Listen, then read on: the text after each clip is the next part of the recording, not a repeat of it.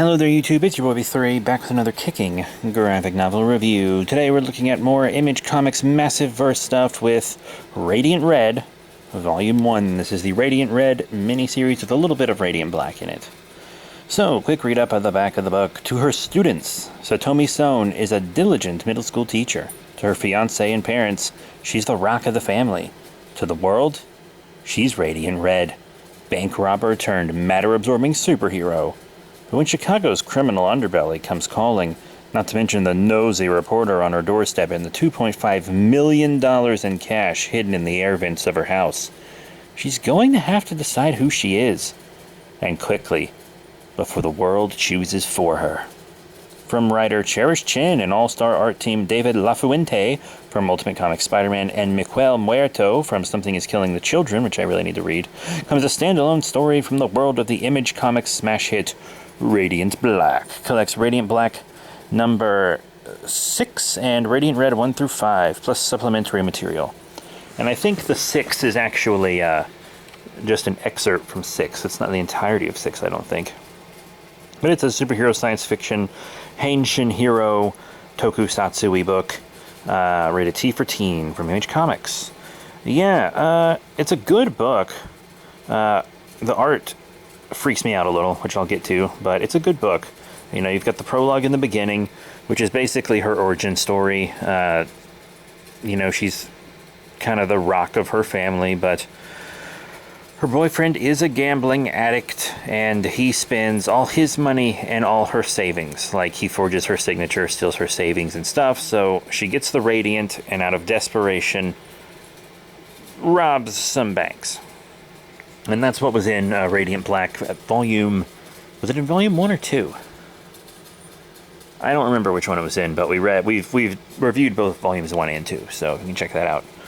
But yeah, she absorbs a lot of matter and can make herself look bulkier, so she does that to make herself look male, so that she won't be a suspect. And she does feel really guilty, but also she isn't actually even using that money, because she kind of robbed the bank on impulse. And now she's like, if we use any of that money, they're immediately going to flag it as us. Blah, blah, blah, etc., etc. Also, she feels guilty and doesn't want to use it as well. She wants to take a trip to Japan to kind of get away from things. And part of me is like, with what money? Right? Like, she says she's not going to use those bills, so then what's she going on? You know, it's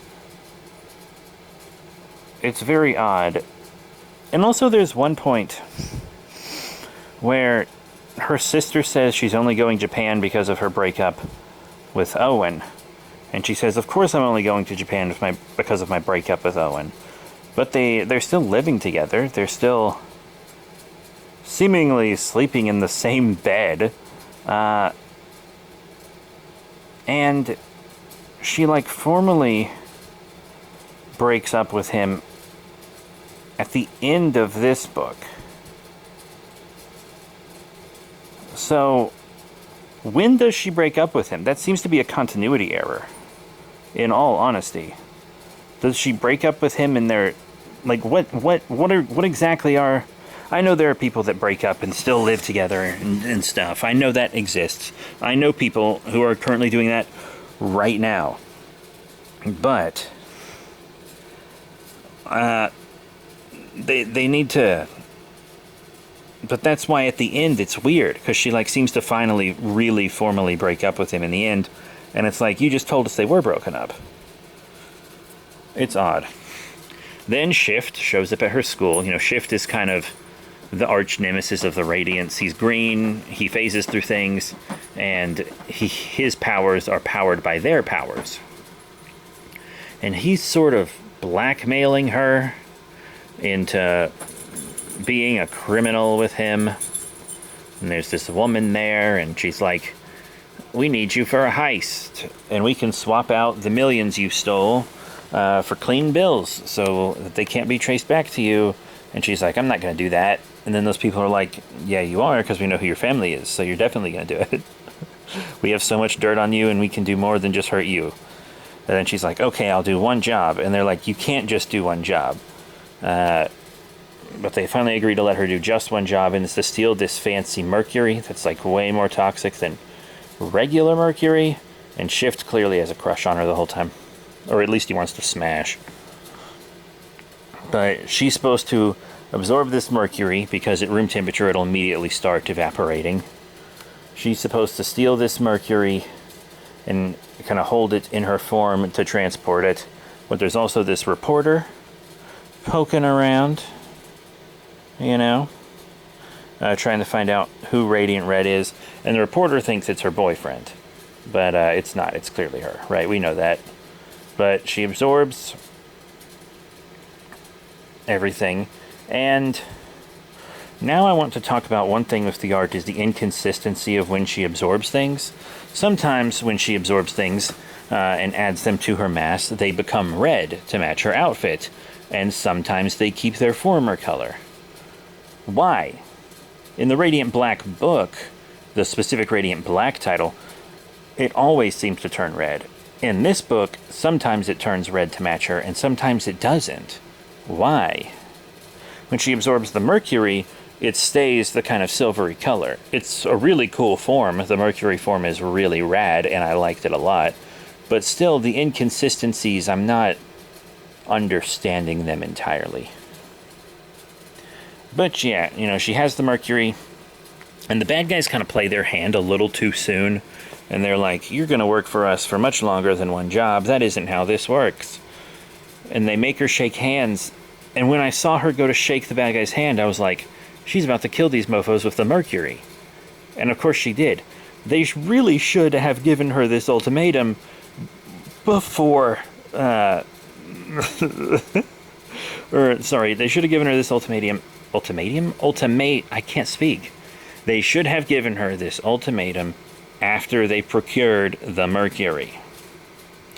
Because she, could have just fled with all their mercury for one thing.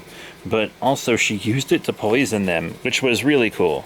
I really saw it coming, but it was really cool. So she's really cool. She's very much willing to do anything to protect the people she cares about. Whether it's robbing banks or killing high-profile criminals, or destroying her house to take down Shift. Another thing that happens. Oh well. But in the end, she takes the money, tries to figure out how to do the right thing, and she does turn herself in. And that's cool. So yeah, that is the Radiant Red miniseries, or Radiant Red Volume 1. It has a really dope cover gallery in the back. The Radiant Black books have great cover galleries. Yeah. It's a good book. I really liked it. I thought it fleshed out Radiant Red very well, and I think it was a good addition to the Massiveverse. Now let's talk about the art. It's kind of anime-y, in a way, with a Western twist to it. The colors are good and everything. It's fine art, except for the hands. I mentioned it when this art style was briefly in Radiant Black. Their hands freak me out. They have these weird, bulbous hands that they're drawn like they're covered in calluses. Like, what is up with the hands in this book? They have these really weird knuckles, and oh my god, they're ugly hands. I hate looking at them. They freak me out. They're so weird. Ugh. Yeah, I didn't like looking at the hands, but the rest of the art's pretty good. So that is it for Radiant Red. If you want to check out Radiant Blacks Volume 1 and 2, I've reviewed those. I've reviewed Rogue Sun Volume 1, Radiant Black Volume 3, and The Dead Lucky Volume 1 coming soon. But that is it. We're going to be reviewing pretty much every Massiveverse book that we can. I don't have Rogue Sun Volume 2 yet, but I'll be getting it soon. And I have most of the Radiant Black volumes that are out, and I have Radiant Pink and a bunch of stuff. But that's it. Thank you all once again, and I'll see you all next time. Bye for now.